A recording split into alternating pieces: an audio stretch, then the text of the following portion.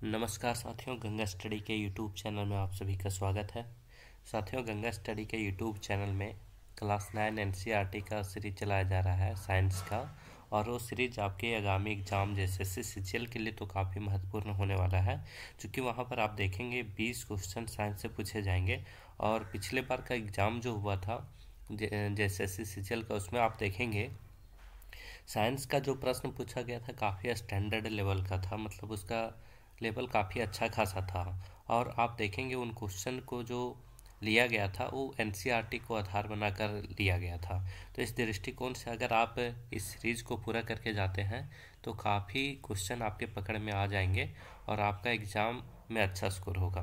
तो इसलिए आप इस वीडियो को, इस सीरीज़ को, गंगा स्टडी में एक प्लेलिस्ट बना हुआ है क्लास 9 एनसीईआरटी, उस सीरीज़ को आप पूरे देख के अवश्य जाएं और आप अपने आगामी एग्ज़ाम में अच्छा स्कोर डेफिनेटली इस वीडियो के माध्यम से करेंगे और सीधे सीधे प्रश्न आपको इस वीडियो से देखने के लिए मिलेगा।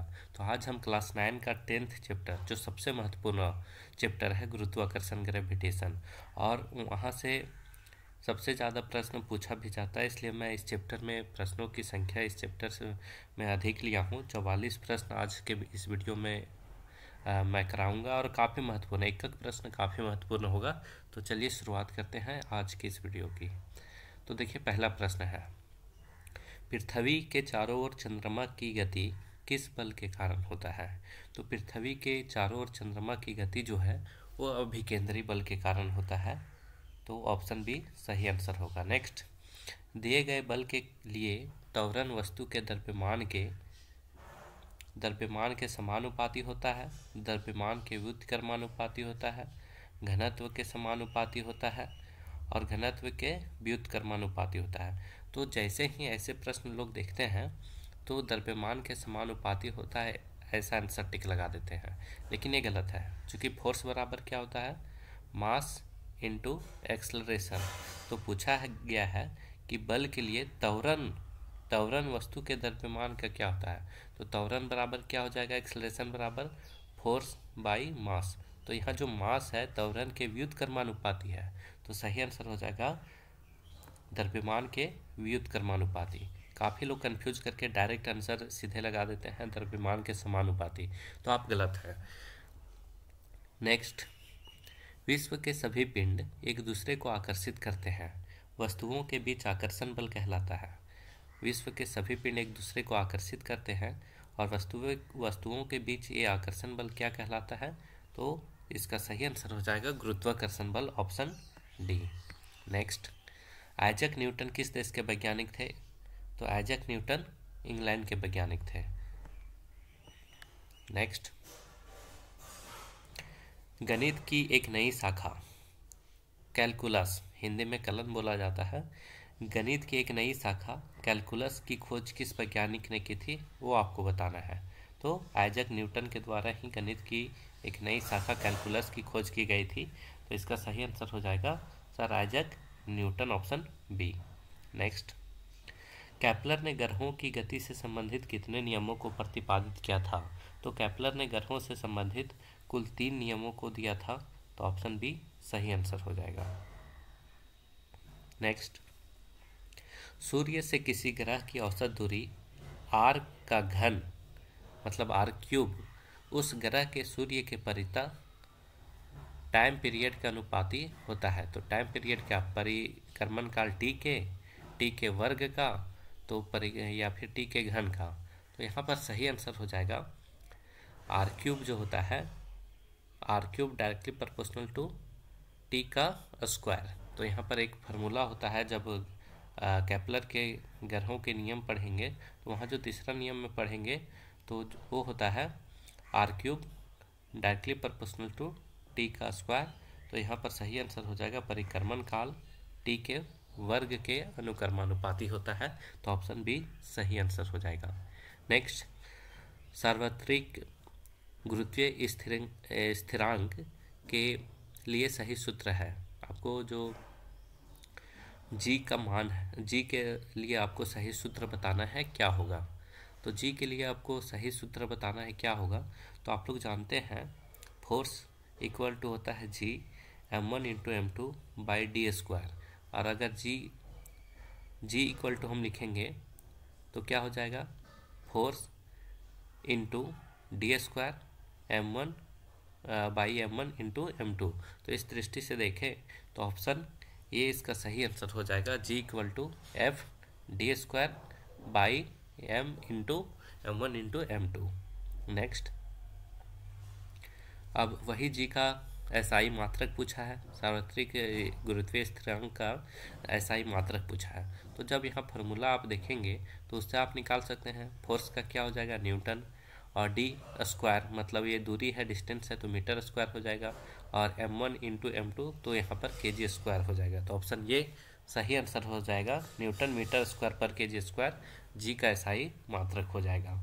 नेक्स्ट, सार्वत्रिक गुरुत्वीय स्थिरांक जी का मान एक समुद्र तुला का उपयोग करके किस वैज्ञानिक ने ज्ञात किया था।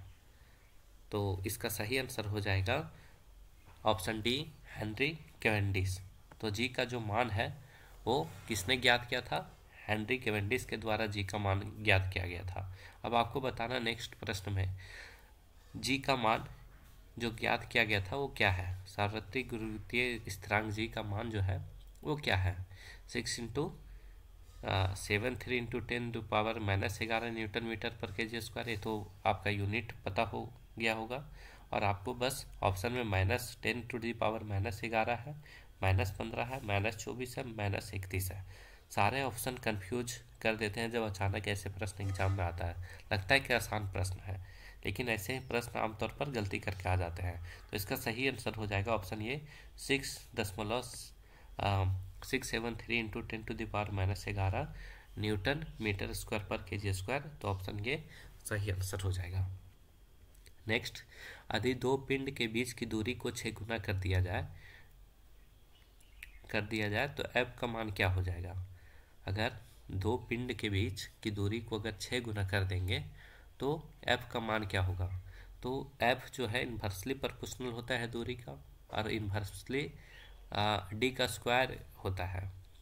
तो उस दृष्टि से इसका सही आंसर हो जाएगा 36वां भाग रह जाएगा। ऑप्शन डी सही आंसर हो जाएगा, 36वां भाग रह जाएगा। नेक्स्ट, गुरुत्वीय त्वरण का मान मात्रक है, गुरुत्वीय त्वरण का मात्रक आपको बताना है। तो जो त्वरण का मात्रक होगा वही गुरुत्वीय त्वरण का भी होगा।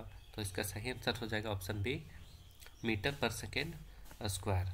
नेक्स्ट, जी का मान पृथ्वी पर सभी जगहों पर एक समान होता है, ध्रुवों की अपेक्षा विषुवत रेखा पर अधिक होता है, ध्रुवों पर विषुवत रेखा की अपेक्षा अधिक होता है, कोई नहीं। तो इसका जो सही आंसर हो जाएगा ऑप्शन सी, ध्रुवों पर विषुवत रेखा की अपेक्षा अधिक होता है। आप बिल्कुल ध्यान में रखेंगे, जी का मान ध्रुवों पर अधिक होता है, विषुवत रेखा पर कम होता है। तो ऑप्शन सी सही आंसर हो जाएगा। पृथ्वी के गुरुत्वीय त्वरण जी का मान होता है 10 मीटर पर सेकेंड स्क्वायर, 9.8 मीटर पर सेकेंड स्क्वायर, 100 मीटर पर सेकेंड स्क्वायर, 1 मीटर पर सेकेंड स्क्वायर। तो इसका सही अगर देखिए ऑप्शन में अगर 9.8 और 10 दोनों रहें तो 9.8 मीटर पर सेकेंड स्क्वायर सही आंसर हो जाएगा। क्योंकि कई बार आप न्यूमेरिकल सॉल्व करते हुए 10 वैल्यू पुट कर देते हैं, लेकिन गुरुत्वीय त्वरण का सही मान 9.8 मीटर पर सेकेंड स्क्वायर होगा। तो ऑप्शन बी सही आंसर हो जाएगा। नेक्स्ट, एक कार किसी कगार से गिरकर 0.5 सेकेंड में धरती पर आ गिरती है। 0.5 सेकेंड के दौरान इसकी औसत चाल क्या होगी। और जी का मान यहाँ पर देखिए 10 मीटर पर सेकेंड स्क्वायर लेने के लिए बोल दिया है। पूछा है एक कार किसी कगार से गिरकर 0.5 सेकेंड में धरती पर आ गिरती है और 0.5 सेकेंड के दौरान उसकी औसत चाल क्या होगी। देखिए ये सीधा प्रश्न, यहाँ पर सिर्फ 0.4 सेकेंड किया गया था क्वेश्चन में, और सीधा प्रश्न म्युनिसिपल के एग्जाम में पूछा गया था।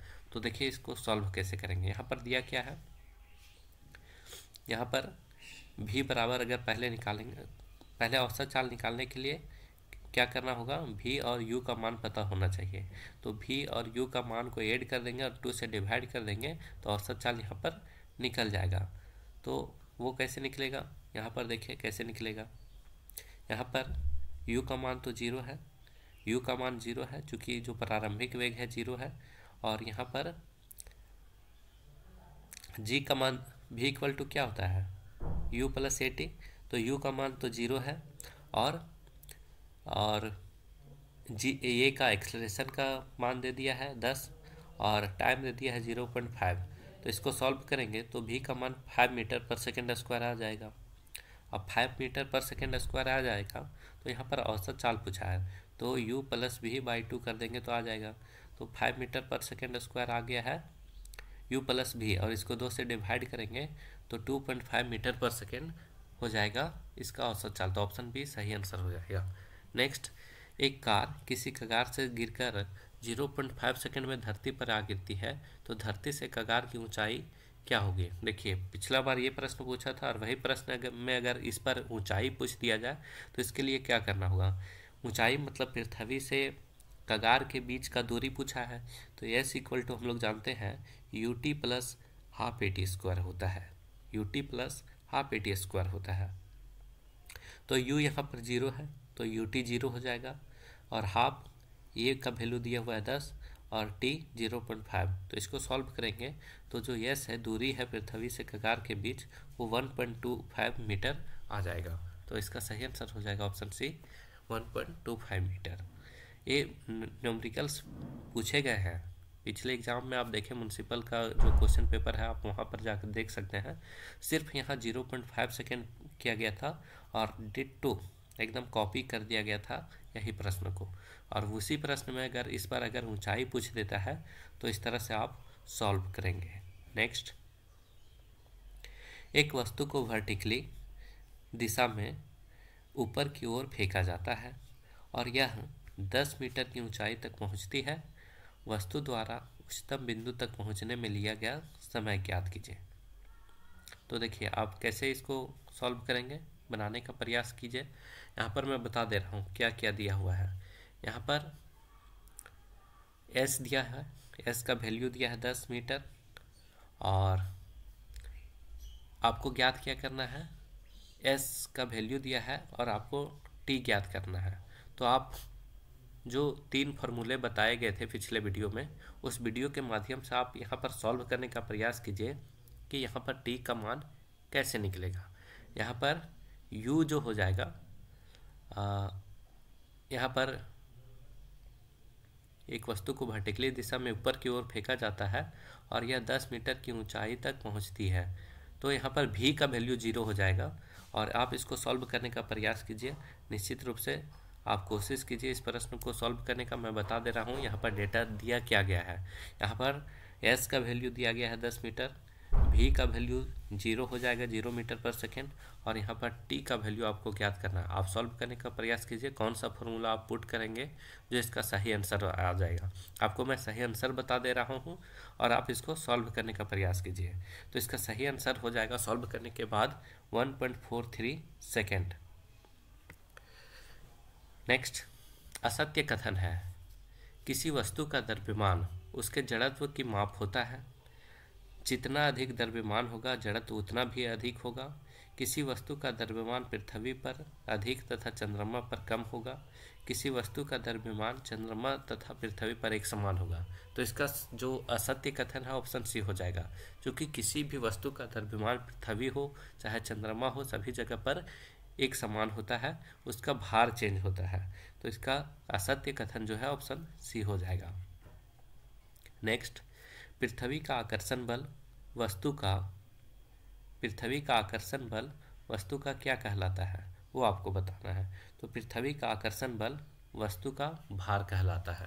पृथ्वी का जो आकर्षण बल है वो वस्तु का भार होता है, क्योंकि पृथ्वी के द्वारा जो आकर्षित किया गया जो गुरुत्वीय त्वरण और मास का जो मल्टीप्लिकेशन होता है वही तो भार होता है। तो जो पृथ्वी का आकर्षण बल होता है वस्तु का आकर्षण बल वस्तु का भार होता है। नेक्स्ट, भार का इकाई मात्रक वही है जो द्रव्यमान का है, बल का है, वेग का है, घनत्व का है। तो जो भार का इकाई मात्रक है वो बल के बराबर होता है। बल के बराबर कैसे होगा, तो फोर्स बराबर क्या होता है, मास इंटू एक्सेलरेशन, और भार बराबर होता है mg। तो मास तो वही है, और जो वहाँ एक्सेलरेशन ये था वहीं पर यहाँ g आ गया है, गुरुत्वीय त्वरण जो पृथ्वी के द्वारा लगाया गया है त्वरण। तो इसलिए भार का वही SI मात्रक होगा जो कि बल का होगा। बहुत कोई क्या सोचते होंगे कि भार का जो SI मात्रक होगा वही द्रव्यमान का होगा, तो बिल्कुल आप गलत है। भार का SI मात्रक और बल का SI मात्रक बिल्कुल सेम होगा, तो ऑप्शन बी सही हो जाएगा। देखिए प्रश्न आप एग्ज़ाम में जब गलत करेंगे ना, तब आपको पता चलेगा इसमें हम क्या गलत कर रहे हैं। इसलिए आप एग्ज़ाम से पहले तैयार होकर जाए तो काफ़ी अच्छा रहेगा। आप वहाँ पर सिली मिस्टेक नहीं करेंगे और इन प्रश्नों को अच्छे से हैंडल कर पाएंगे। नेक्स्ट, एक वस्तु का भार पृथ्वी के पृष्ठ पर मापने पर 10 न्यूटन आता है, इसका भार चंद्रमा की सतह पर मापने पर कितना होगा। ये भी अच्छा प्रश्न है। यहाँ पर बोला है कि सॉरी, एक वस्तु का भार पृथ्वी के पृष्ठ पर मापने पर 10 न्यूटन आता है, इसका भार चंद्रमा की सतह पर मापने पर कितना होगा। तो भार बराबर हम बताए थे, भार और जो बल है वो बराबर होता है, भार और बल बराबर होता है, जो कि दिया हुआ है 10 न्यूटन।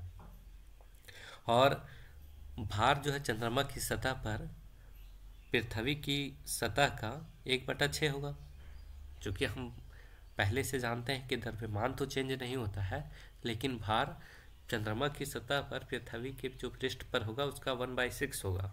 तो पृथ्वी की सतह पर अगर 10 न्यूटन भार है तो वहाँ पर 10 इंटू 1/6 हो जाएगा।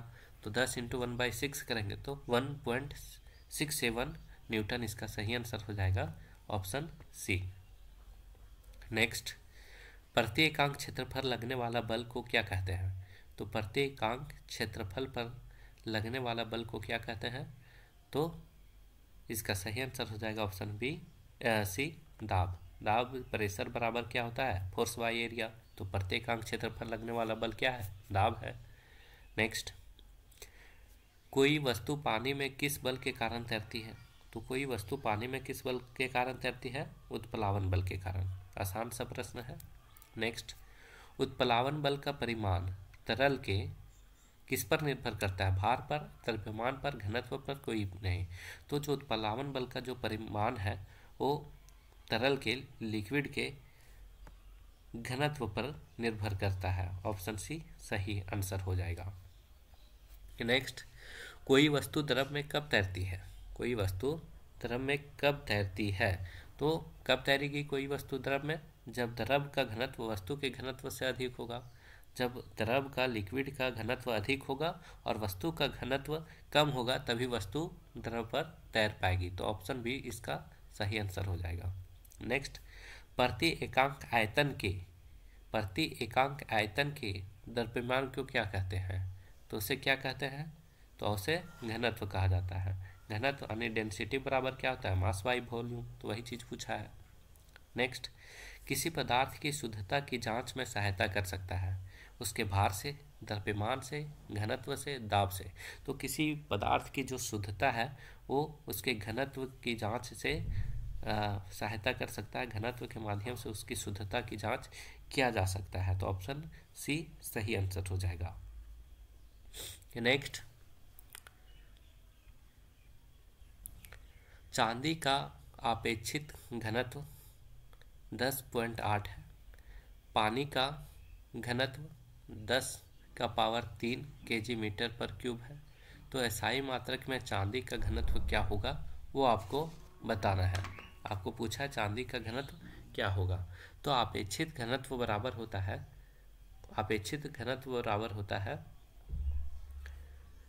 किसी पदार्थ का घनत्व बाई पानी का घनत्व। अपेक्षित घनत्व अगर आपको निकालना है तो उसका सीधा सा आप फॉर्मूला लगाएंगे, पदार्थ का घनत्व बाई पानी का घनत्व। तो यहाँ पर दिया क्या है, अपेक्षित घनत्व दे दिया है 10.8 दे दिया है अपेक्षित घनत्व, 10.8 दे दिया है अपेक्षित घनत्व। और यहाँ पर क्या दिया है, पानी का घनत्व दे दिया है। और यहाँ पर चांदी का घनत्व पूछा है, तो चांदी का घनत्व को x मान लीजिए ऊपर में, ऊपर में x मान लीजिए, और y पर यहाँ पर दे दिया है क्या, 10 का पावर 3 जो दिया है पानी का घनत्व। तो x का वैल्यू पर यहाँ पर निकालेंगे तो ये दोनों मल्टीप्लाई हो जाएगा। तो चांदी का घनत्व क्या निकल जाएगा, 10.8 इंटू 10⁻³ kg मीटर क्यूब। तो इसका सही आंसर हो जाएगा ऑप्शन ये 10.8 into 10⁻³ kg metre cube. Next, r त्रिज्या की पृथ्वी के केंद्र पर किसी पिंड का भार, r त्रिज्या की पृथ्वी के केंद्र पर किसी पिंड का भार क्या होगा, तो वो 0 हो जाएगा। नेक्स्ट, किसी पिंड का वायु में भार 10 न्यूटन है, किसी पिंड का भार वायु में भार 10 न्यूटन है, जल में पूरा डुबाने पर इसका भार केवल 8 न्यूटन है। पिंड द्वारा विस्थापित जल का मान क्या होगा, जल का भार क्या होगा वो आपको बताना है, तो वो 2 न्यूटन हो जाएगा। नेक्स्ट, कोई लड़की 60 सेंटीमीटर लंबे, 40 सेंटीमीटर चौड़े और 20 सेंटीमीटर ऊंचे किसी बॉक्स पर 3 ढंग से खड़ी होती है। बॉक्स द्वारा लगाया गया दाब क्या होगा, तो इसका सही आंसर हो जाएगा तब अधिकतम होगा जब आधार चौड़ाई व ऊंचाई से बना हो, जब आधार चौड़ाई और ऊंचाई से बना हो, जब आधार चौड़ाई और ऊंचाई से बना हो तब दाब अधिक होगा। चूंकि दाब प्रेशर बराबर क्या होता है, फोर्स बाई एरिया, तो फोर्स बाई एरिया में एरिया कम होगा तभी तो प्रेशर अधिक लगेगा।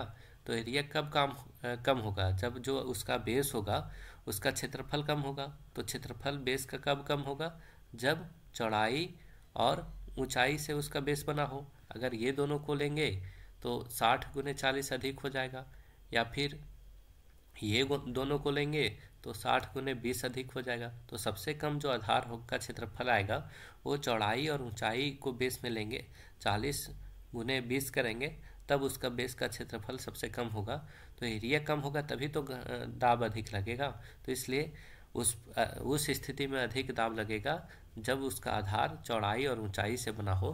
तो इसका सही आंसर हो जाएगा ऑप्शन बी। काफ़ी कंसेप्चुअल क्वेश्चन है और काफ़ी अच्छा प्रश्न है। नेक्स्ट, कोई सेब किसी ब्रिज से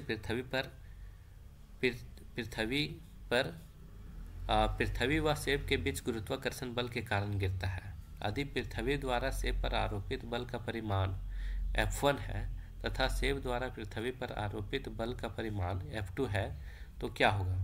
तो ऐसी स्थिति में फिर से एक बार प्रश्न देखें। यदि पृथ्वी द्वारा सेब पर आरोपित बल का परिमाण F1 है और जो सेब द्वारा पृथ्वी पर आरोपित बल का परिमाण F2 है तो F1 व F2 बराबर होते हैं। ऐसी स्थिति में F1 और F2 बराबर होते हैं, तो ऑप्शन डी इसका सही आंसर हो जाएगा। नेक्स्ट है F = G m1 × m2 by d² में G क्या है वो पूछा है।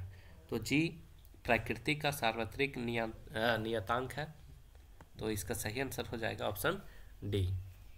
यूनिवर्सल कांस्टेंट है, तो इसलिए ऑप्शन डी सही आंसर हो जाएगा। नेक्स्ट, गुरुत्वाकर्षण के नियम में गुरुत्वाकर्षण बल केवल पृथ्वी तथा द्रव्यमान के बीच होता है, केवल सूर्य तथा पृथ्वी के बीच होता है, द्रव्यमान रखने वाले किन्हीं भी 2 पिंडों के बीच होता है, केवल 2 आवेशित पिंडों के बीच होता है। तो इसका सही आंसर हो जाएगा द्रव्यमान रखने वाले किन्हीं भी 2 पिंडों के बीच होता है, ऑप्शन सी। नेक्स्ट, गुरुत्वाकर्षण के नियम में राशि जी का मान, गुरुत्वाकर्षण के नियम में राशि जी का मान केवल पृथ्वी के द्रव्यमान पर निर्भर करता है, केवल पृथ्वी की त्रिज्या पर निर्भर करता है, द्रव्यमान और त्रिज्या दोनों पर निर्भर करता है, या फिर किसी पर निर्भर नहीं करता है। तो ऑप्शन डी इसका सही आंसर हो जाएगा, पृथ्वी के द्रव्यमान एवं त्रिज्या पर निर्भर नहीं करेगा। चूंकि जी का मान यूनिवर्सल कांस्टेंट है, उसका मान बदलेगा नहीं, तो ना तो इसके पृथ्वी के द्रव्यमान पर जी का मान डिपेंड करेगा, ना ही त्रिज्या पर, चूंकि उसका मान फिक्स है, वो यूनिवर्सल कांस्टेंट है, इसलिए किसी पर इसका द्रव्यमान एवं त्रिज्या किसी पर भी इसका मान डिपेंड नहीं करेगा। तो ऑप्शन डी सही आंसर हो जाएगा। नेक्स्ट, दो कण कुछ दूरी पर रखे हैं।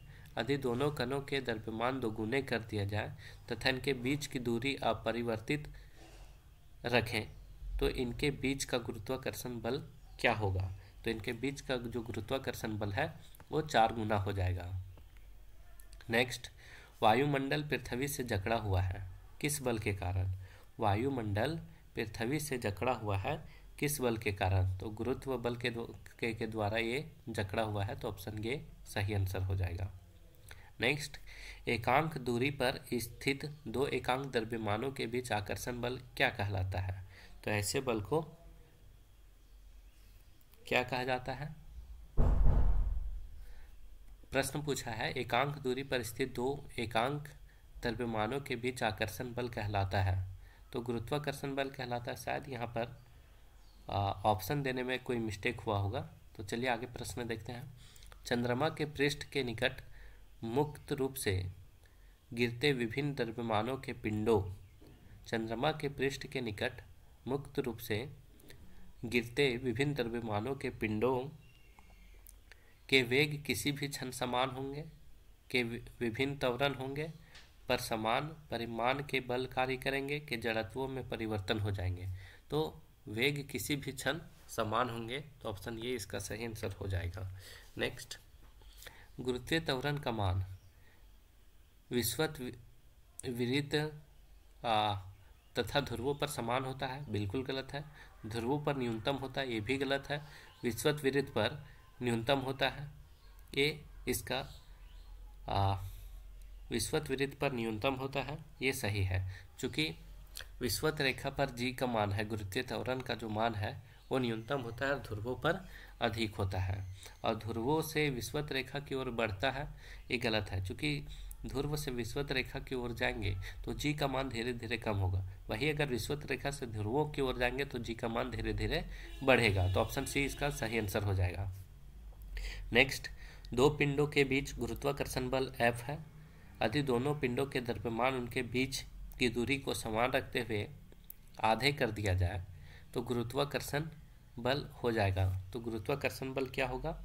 F/4 हो जाएगा।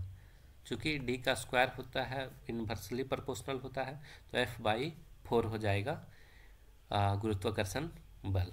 नेक्स्ट, कोई लड़का डोरी से बंधे पत्थर को किसी क्षैतिज वृत्ताकार पथ में घुमा रहा है। यदि डोरी टूट जाए तो वह पत्थर क्या होगा वो आपको बताना है।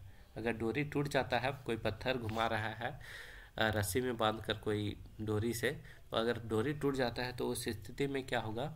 तो वृत्ताकार पथ पर किसी सरल रेखीय स्पर्शी के अनुदिश गति करेगा। तो ऑप्शन सी इसका सही आंसर हो जाएगा। वृत्ताकार पथ पर किसी सरल रेखीय स्पर्शी के अनुदिश गति करेगा।